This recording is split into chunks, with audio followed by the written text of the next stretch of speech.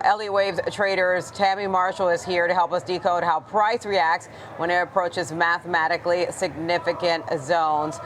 Tammy here joining us here on the floor of the New York Stock Exchange. You're called the Fibonacci Princess because that's the technical patterns that you watch around certain stocks, obviously. For viewers who aren't fluent in Fibonacci, myself included, can you briefly explain how Fibonacci helps you determine certain support and resistance levels? Absolutely. So Fibonacci is the golden ratio. You find it all over in nature. You find it in olive shells, hurricanes, sunflowers, and because these numbers are found in nature, which are 618 and 1618, that is, and we are human nature, the stock market trades in those natural patterns. So I use a lot of different Fibonacci numbers to find support and resistance, and that's how I define risk on the stock market. Okay, so let's talk about Victoria's Secret first because it's out with its quarterly results. It beat expectations.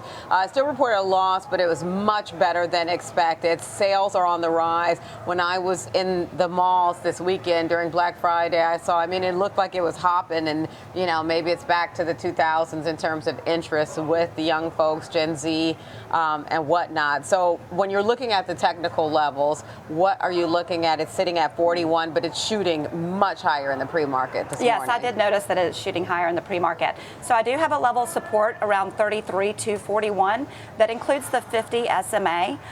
So it's a huge cluster of support that I have with my Fibonacci levels. So I say as long as we stay above that level, I look for it to be a great buy because I have overall targets of 58 and 70. Okay, what gives you confidence in that? All of the moving averages are on the side of the bulls. Okay.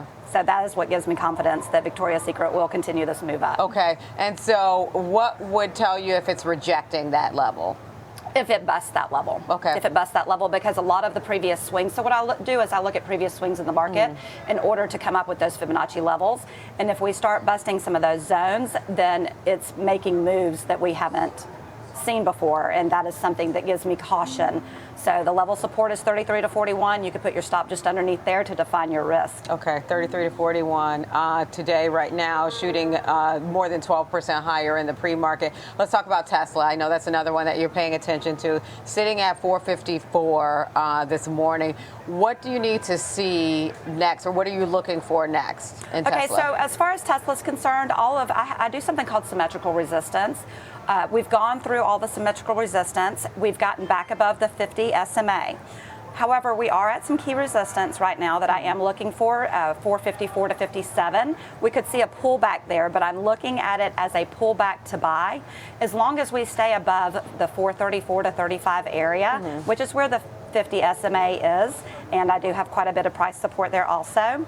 I look for us to continue to move up to the targets, which I have at 498 and 530. What are you looking for to confirm that support has been kind of reestablished at these levels? Well, a lot of times you can look at previous resistance that will hold as new support, and I did have a big previous resistance level around that 434 to 36 zone.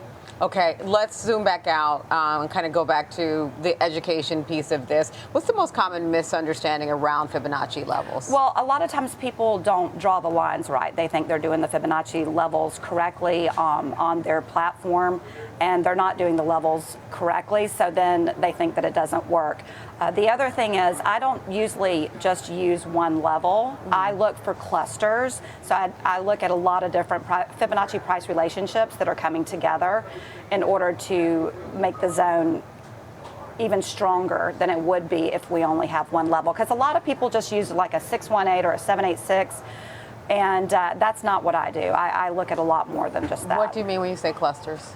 Clusters, 3 or more Fibonacci levels that come together to form support or resistance. And what does 618 mean?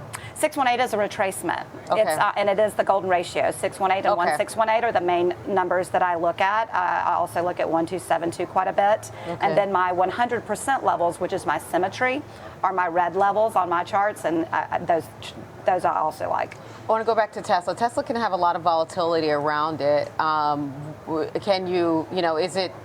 Can you manage like Fibonacci levels looking at just sometimes it can be just very volatile? Absolutely. So on November 14th, I had a huge cluster of support for Tesla. It was right around the 380 492 area, if I remember correctly. And we hit that huge cluster of support. I think my support was 378 to 82. I gave that to my clients. And that, as long as that low stays in place of 382, those overhead targets, like I said, are 498 and 530. All right, Tammy, we'll have to leave it there for today. Thank you so much for joining us. Thank you for having me. We appreciate that. All right, that is Tammy Marshall, analyst at Elliott Wave Trader. Our thanks to Tammy.